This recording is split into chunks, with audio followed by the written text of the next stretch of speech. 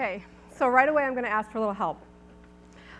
I want you to think of a time when you absolutely could not play it cool. Not lost your composure or got angry, but you actually lost your ability to be hip or suave, and you did something that maybe if you were me standing here right now, you'd be pretty embarrassed to explain. Okay? Great. Now I can tell you about the time that I stole toilet paper from JK Rowling. It was about 10 years ago, and I was at her house legally. I didn't break into her house or anything. I was there to interview her for a book. But before I can tell you the rest of that story, I have to tell you how many different ways that almost didn't happen. Say I went to school to be a doctor.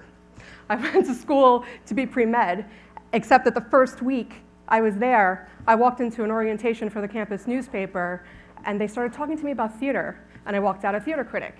Then I graduated, and I was supposed to be working on my grueling first job after college, and instead at night I was working really hard on a Harry Potter fan website.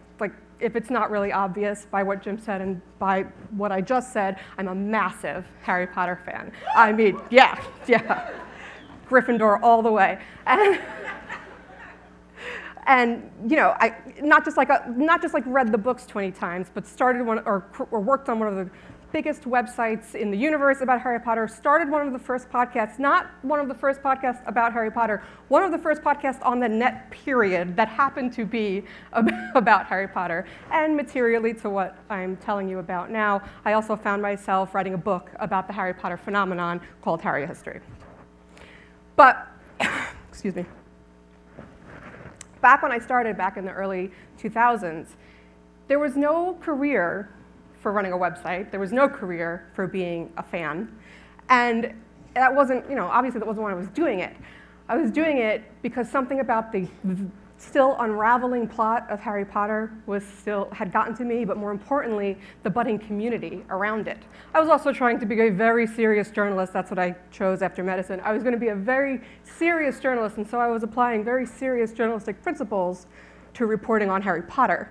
I had found this website called The Leaky Cauldron that was actually treating Harry Potter like a beat, like something that a reporter would want to report on. This wasn't done then the way it is now. And we started sourcing. We started asking for rumors to be confirmed. We started participating in our fandom. And slowly and surely, bit by bit within the actual Harry Potter community, we started getting cred. We started being trusted if we said, no, that's a rumor, ignore it, or if a casting tidbit came out and we said, yeah, that's right. We started getting cred within the community, but then we hit a cred wall. And the wall we hit was where we hit the professionals. Anybody that I tried to call inside the Harry Potter firmament in the early days, we got a varying number of reactions. One would be to just ignore us completely. Another would be something darker, this sort of sad, this mixture of pity and dismissiveness and something like scorn. We would get treated pretty frequently, and I heard this firsthand once in a while, like sad people who, because they were pouring their free time into something that brought them light and gave them passion, had nothing else or were to be looked down upon. But I was determined and young, and so I said, what the hell, and went into it anyway. We got a couple of interviews with the characters who played the minor roles in the movies. I made one pen pal at the movie studio who would condescend sometimes, but now and then he would sort of get it and would confirm a tip here and there. And slowly but surely we got movie junket invites, set invites, things that seem like what the fans who report on these things do right now, but in that day it was completely unheard of, and it all led to where I was in 2007 inside JK Rowling's house. It actually wasn't the first time I'd been there. I'd been there to interview her separately, but I'd never gone actually inside the house. That was for the release of book 6, and this was for my actual book. It was a 2-day, 8-hour interview, the kind of access that people, journalists all around the world were clamoring to get, and I was 28 years old and I had it, and I was gonna be that professional person and prove to the world that fans could be cool. You already know what happens next. So, I'm standing there in her bathroom, and my little fanish brain was exploding. She just made me coffee. I just talked to her kids. Everything that was exciting in the early days sort of came back at me, and I that little fanish impulse collided with that wish to play it cool. And I remembered a joke a friend had made about how her toilet paper must be awesome. And I reached down and I grabbed a bunch and I stuck it in my notebook. But somehow it was a little bit like a release valve. I left the bathroom, we had a great time, great interview, book went great, everything else. Something about it was a release valve. And ever since then, and in the career that's followed, I wonder why we are so scared of not being cool, what the value in that is. I'm not suggesting that you run around being completely uncool everywhere you go. There are times where you should totally keep your chill. Job interviews, first dates, boss fights in video games. These are all very important times to keep it together. But I do think that the times where you can't, where no matter how hard you try, that uncool, that unhip comes bursting out of you anyway, they can be really instructive and point you down the road towards something interesting. I know this also because I work in fandom. In the past 15 years, I've been working inside fandom in one way or another. Right now, I run this wonderful company called Mischief Management, which works to create fan events around the world.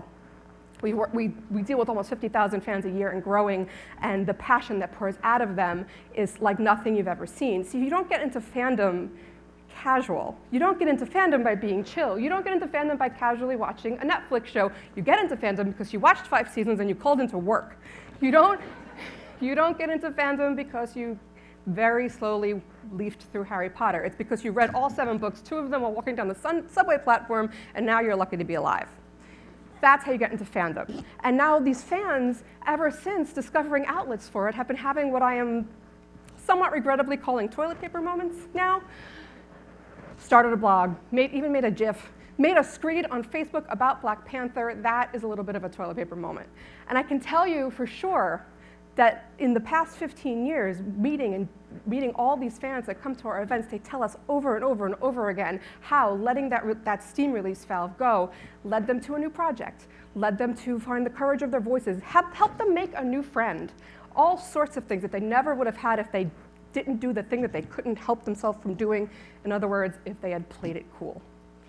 I'm not saying that absolutely anything that it can't happen in other ways. Fandom is not the only way that you lose your cool. I mean, when you dance around your office when something really great has happened, when you lean into a first kiss. Certainly it seems like every other day people are having toilet paper moments on Twitter.